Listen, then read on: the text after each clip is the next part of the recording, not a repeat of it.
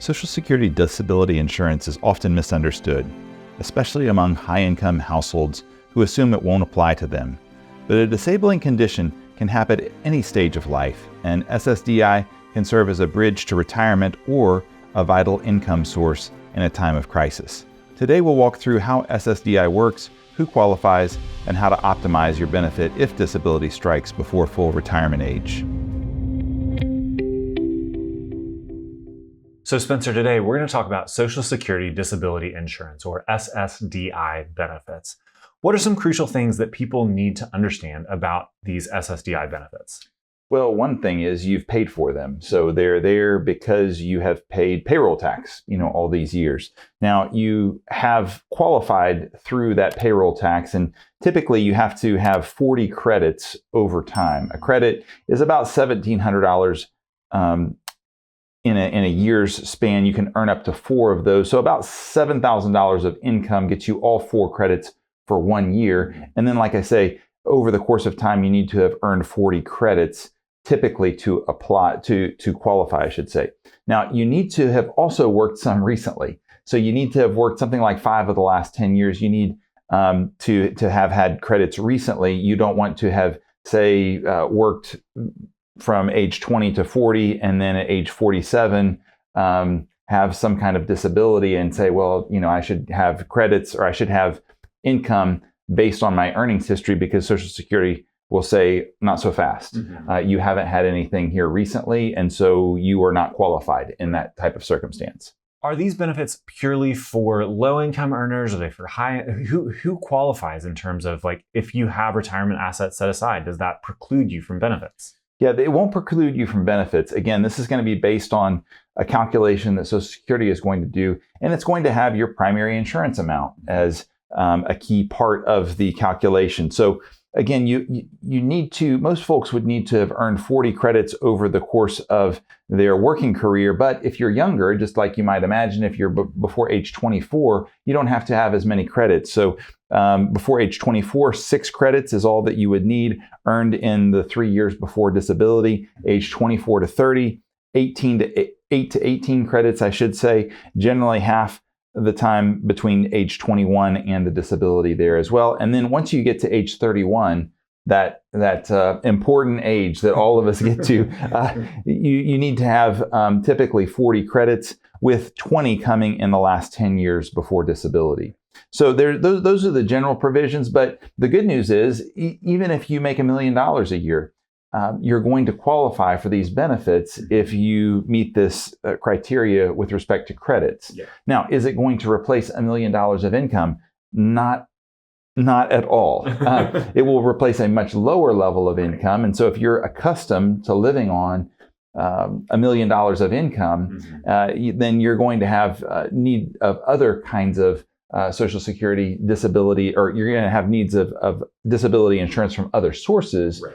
But it does not preclude you even if you make a ton of money. Right. Great. Well, thanks for walking us through that overview. So let's shift from kind of the basics to actually qualifying. How do you qualify for Social Security disability benefits?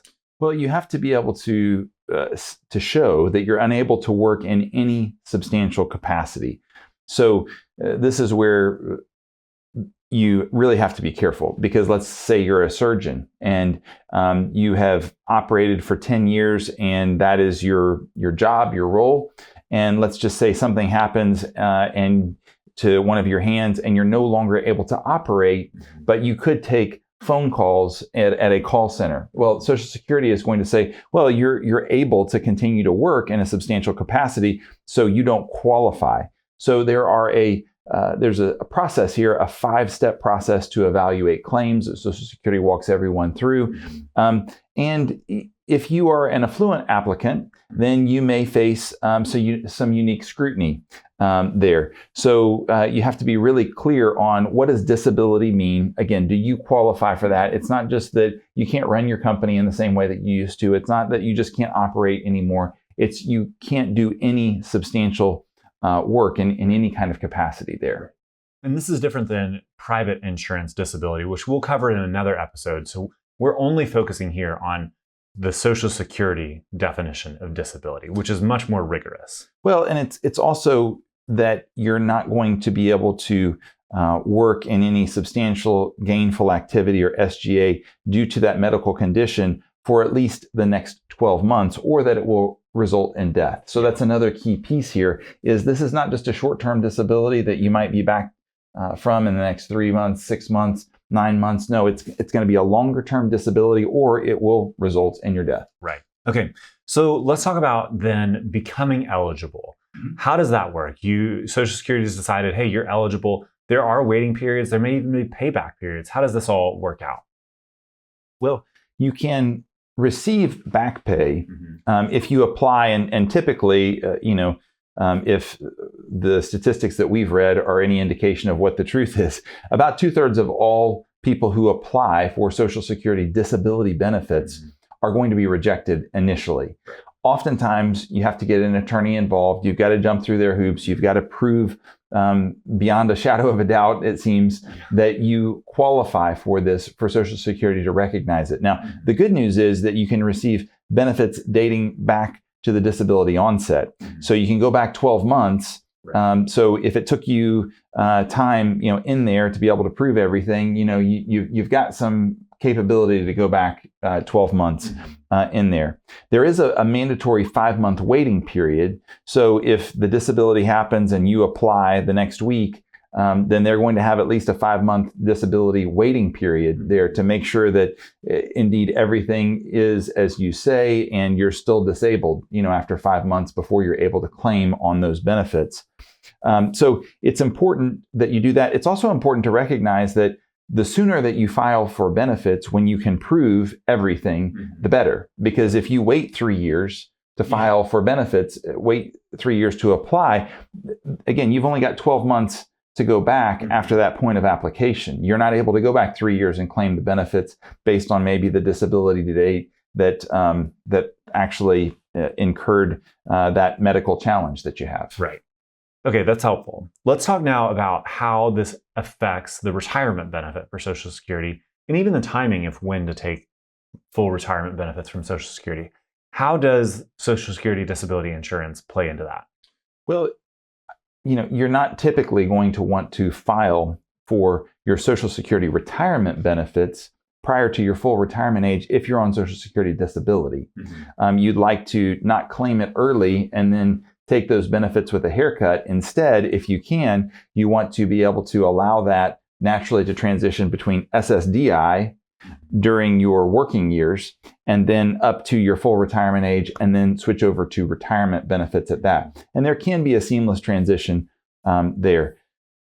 That will preserve your full retirement benefit. So your primary insurance amount that it looks at your work history and all the different income that you've had over that, and calculates that amount that you would get at your full retirement age. You'd like to, again, not reduce that by taking the benefits early. Right. All right. So we've talked about some of the other key pieces here. What about health insurance? How does that affect Social Security disability insurance benefits? Well, obviously, health insurance can be a really, really difficult thing if you're disabled. Maybe you don't have access to those employer benefits anymore.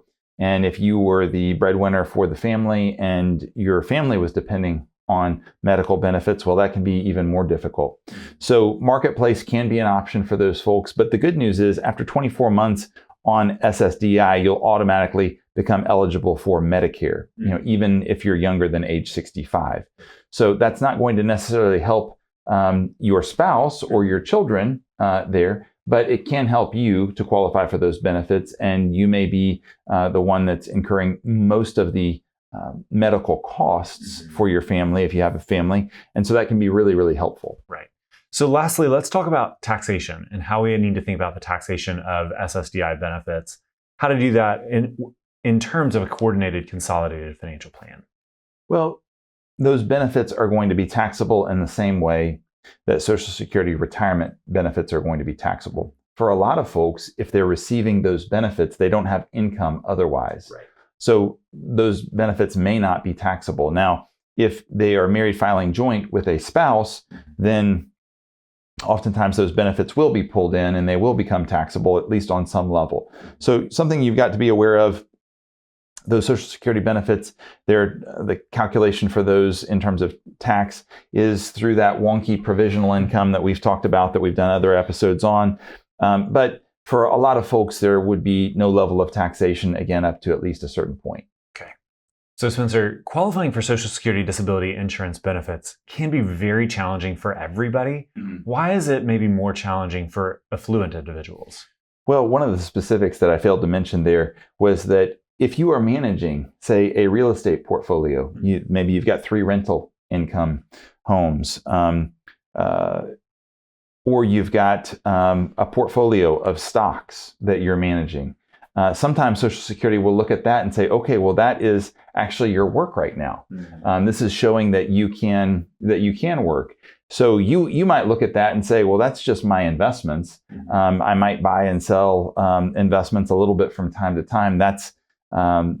Those are just my investments. That's not my work. But because you have those assets, the Social Security Administration could look at that and say, well, actually, if you can do that, you can do a lot of other things. So we're going to disqualify you from receiving these benefits. Yeah. So Spencer, highlight for us some of the key differences between SSDI benefits and private insurance benefits for disabilities. Well, we'll talk about this more in the next episode, but one of the key things is the strict definition of disability.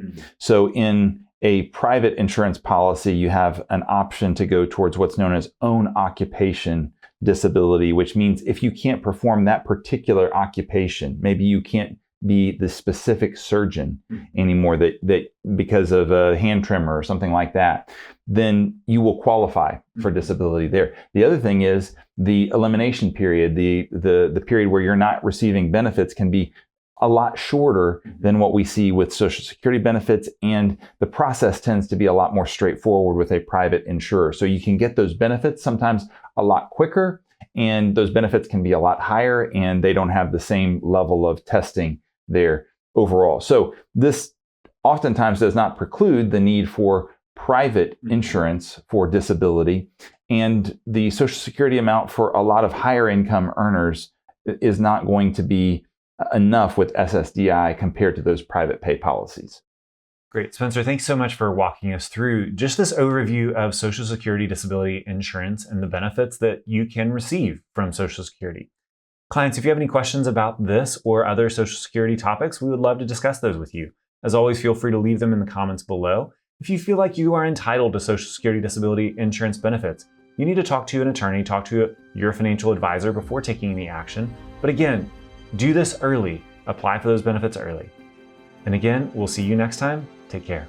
If you like these financial planning videos, please share with a friend. And if you have questions, go to our website at SeriousRetirement.com. This content was provided by Retirement Planning Services. We are located in Knoxville, Tennessee. You can visit our website at SeriousRetirement.com. The information in this recording is intended for general educational and informational purposes only and should not be construed as investment advisory, financial planning, legal, tax, or other professional advice based on your specific situation. Please consult with your professional advisor before taking any action based on its contents. Advisory services offered through Retirement Planning Services, LLC.